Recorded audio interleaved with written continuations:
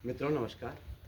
आज जब रावण के पुरी में भगवान राम पहुंच जाते हैं और सिंधु पर सेतु बांध करके हनुमान जी की बात फिर एक बार वो चाह रहे हैं कि युद्ध न होए और किसी तरह रावण मान जाए। और रावण जो है इस तरह का प्रकृति का कि वो मानेगा नहीं, फिर भी भगवान राम चाह रहे हैं कि एक बार उन्हें समझाने के लिए, उसे समझाने के लिए फिर कोई भेजा जाए। तो राम बोल रहे हैं, कहूँ बेगिका करियऊ पाई, जामवंत कह पद सिरु नाही, मंत्र कहूँ निज मति अनुसारा, दूत पठाई बाली कुमारा। अब भगवान राम फिर बोल रहे हैं अंगद जी के लिए, बाली तनय बल बुद्धि गुण धामा, लंका जाहूँ तात मम कामा, रिपुसन करहूँ बत कही एही, रिपुसन करहूँ बत कही एही, काज हमारे तासुहित होई। अब इस तरह से वहाँ बात करना कि मेरा कार्य हो जाए और उसका हित होवे, ऐसा संदेश लेकर के अंगद जी रावण सभा में कैसे पहुंचते हैं। जथा मत गज जूथ महा, पंचानन चल जाय, राम प्रताप सुमिर मन, बैठ सभा सिरुनाय। अंगद जी रावण सभा में ऐसे जाते हैं जैसे हाथियों के बीच शेर जाता है, ऐसे जा रहे हैं। और रावण तुरंत पूछता है, कह दस कंठ कवन तय बंदर। और अंगद जी बोलते हैं, मैं रघुबीर दूत दस कंदर, मम जन कहीं तो ही रही मिताई, तव हित कारण आयहूँ भाई, उत्तम कुल पुलस्त्य कर नाती, उत्तम कुल पुलस्त्य कर नाती, शिव बिरंच पूजहूँ बहु भांति, नृप अभिमान मोह बस किम्बा, हरियाणा हूँ सीता जगदम्बा, अब शुभ कहा सुनहु तुम मोरा, सब अपराध क्षमी प्रभु तोरा, दसन गहऊँ तृण कंठ कुठारी, परजन सहित संग निज नारी, सादर जनक सुता कर आगे, सादर जनक सुता कर आगे, यही विधि चलऊँ सकल भय त्यागे। तो इस प्रकार रावण को समझाते हैं कि तुम पुलस्त्य के नाती हो, तुम्हारे और मेरे पिता के बीच मित्रता रही और तुम अपने कुल का क्यों नाश कर रहे हो।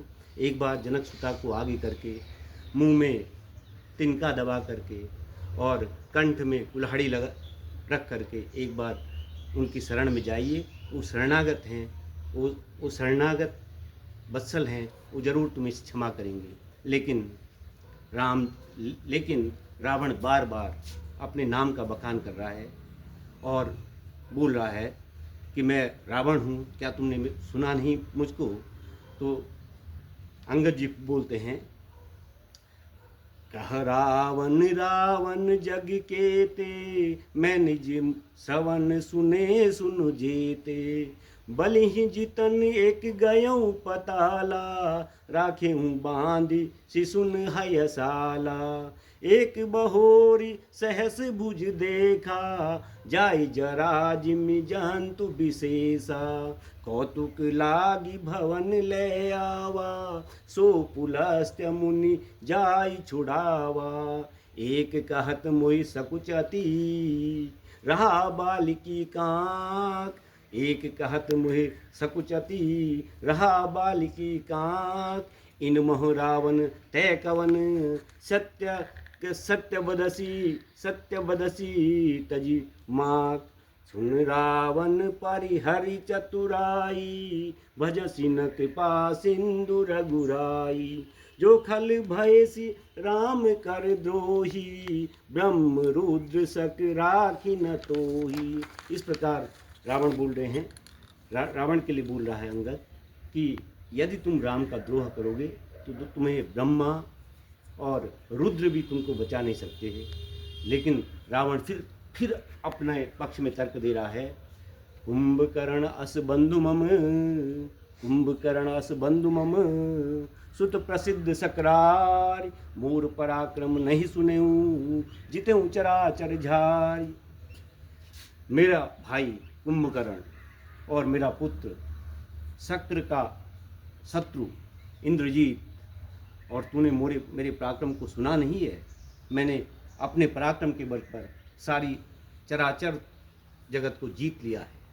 फिर अंगद बोलते हैं, रे त्रिय चोर कुमार गामी, खलमल राशि मंद मत कामी, राम मनुज बोलत अस बानी, गिरहि न तव रसना अभिमानी, समुझ राम प्रताप कपि कोपा, सभा मांझ पन कर पद रूपा, जो मम चरण सकसि सठ तारी, फिरहि राम सीता में हारी।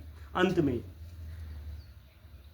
पूरा समझाने के बाद जब रावण अपने तर्क देता रहता है, कुतर्क करता रहता है, तो फिर अंगद जी अंत में सभा के बीच में अपना पैर जमाते हैं और पैर जमा करके कहते हैं, पैर जमा करके कह रहे हैं, जो मम चरण सकसी सठ तारी, फिरहि राम सीता में हारी। अगर तुम्हारी सभा में, तुम्हारे सभासदों में से कोई भी मेरा पैर उठा सके तो मैं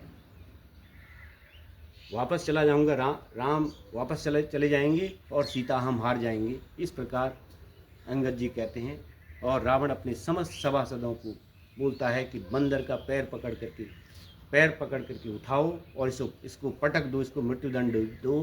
तो रावण के समस्त सभासद पूरा जोर लगाते हैं, इंद्रजीत भी और दूसरे जितने सभासद हैं बड़े बड़े बलवान, वो अंगद के पैर को उठाना तो दूर, खिसका तक नहीं सके। तो और अंत में रावण स्वयं अंगद का पैर उठाने के लिए आ जाता है। लेकिन अंगद क्या कह रहे हैं, गहत चरण कह बाल कुमारा, मम पद गहे न तोर उबारा, गहत चरण कह बाल कुमारा, मम पद गहे न तोर उबारा, गहे सी चरण गहे सी न राम चरण सट जाई, सुनत फिरा मन अति सकुचाई। इस प्रकार अंगद अपना पैर हटा देते हैं और एक बार फिर रावण को चेतावनी देते हुए कि यदि सीता तुम सादर वापस नहीं करोगे तो निश्चित रूप से तुम जो है समूल नष्ट हो जाओगे। और अंगद रावण सभा से वापस चले जाते हैं। धन्यवाद, बहुत बहुत धन्यवाद।